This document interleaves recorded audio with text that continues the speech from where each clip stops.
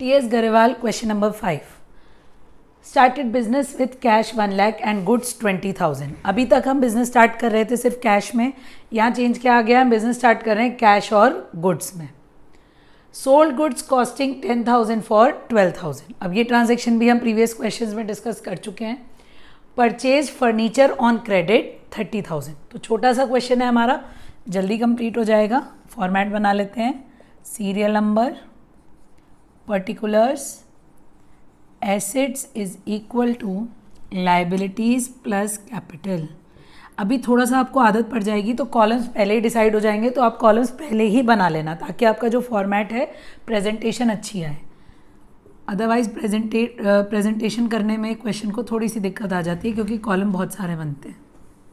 तो liabilities plus capital. अब first है कि started business with cash and goods, तो हम एसेट साइड में दो कॉलम बनाएंगे, एक तो कैश और बनाएंगे स्टॉक. अब इस ट्रांजैक्शन को ध्यान से देखिएगा. हम लिखेंगे started business with cash and goods. तो कैश में हम प्लस करेंगे 1 लाख, गुड्स में भी हम प्लस करेंगे 20,000, मतलब स्टॉक में प्लस करेंगे 20,000. और क्योंकि हमने कैश और स्टॉक दोनों इन्वेस्ट किया है बिजनेस में, तो दोनों का जो टोटल आएगा वो होगा हमारा कैपिटल. 1 लाख रुपए हम कैश लेके आए, 20,000 का सामान ले आए, तो कैपिटल कितना होगा, दोनों को मिला के आएगा कैपिटल 1 लाख प्लस 20,000. हमारा कैपिटल हो जाएगा 1,20,000. अब बनाएंगे न्यू इक्वेशन. न्यू इक्वेशन 1,20,000 और 1,20,000. सेकेंड ट्रांजेक्शन देखते हैं. Sold goods costing 10,000 for 12,000. तो sold goods costing 10,000 for 12,000.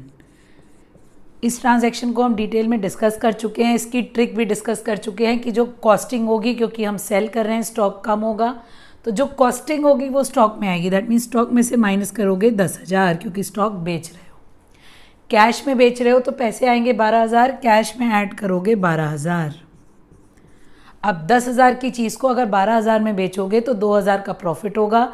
Profit है तो कैपिटल में प्लस करो, लॉस है तो कैपिटल में से माइनस करो, तो प्लस 2,000. फिर बनाएंगे हम new equation. 1 lakh plus 12,000. Hindi में कैलकुलेशन करोगे तो कभी कभी जल्दी हो जाती है, ज़ीरो लिखने में गलती मत करना. 20,000 माइनस 10,000 ये आएगा 10,000, और 1,20,000 प्लस 2,000 ये आ गया 1,22,000, 1,22,000. अब थर्ड देखते हैं. Purchase furniture on credit. Goods नहीं खरीदे हैं हमने फर्नीचर खरीदा है. Purchased furniture on credit.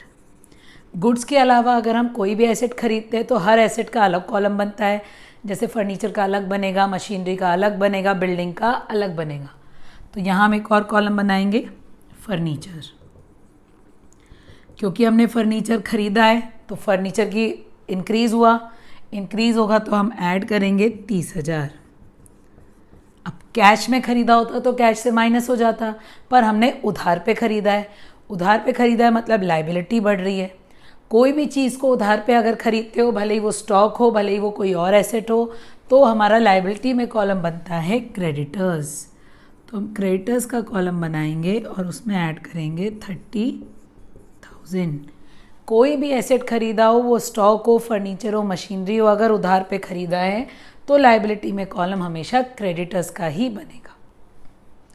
अब हम आंसर कैलकुलेट कर लेते हैं. अब आ जाएगी हमारी फाइनल इक्वेशन. तो कैश में तो कोई चेंज नहीं है तो यही आ जाएगा 1,12,000. स्टॉक आ जाएगा 10,000, फर्नीचर 30,000, क्रेडिटर्स भी 30,000 और कैपिटल 1,22,000. ऐड करोगे लाइबिलिटी और कैपिटल को, 1,22,000 प्लस 30,000 1,52,000, 1,12,000 प्लस 40,000 ये भी आ रहा है 1,52,000. तो इसका मतलब हमारा आंसर करेक्ट। तो ये था हमारा क्वेश्चन नंबर 5। इसे आप कॉपी कर लीजिए और हमारे चैनल को लाइक और सब्सक्राइब ज़रूर कीजिएगा। Thank you.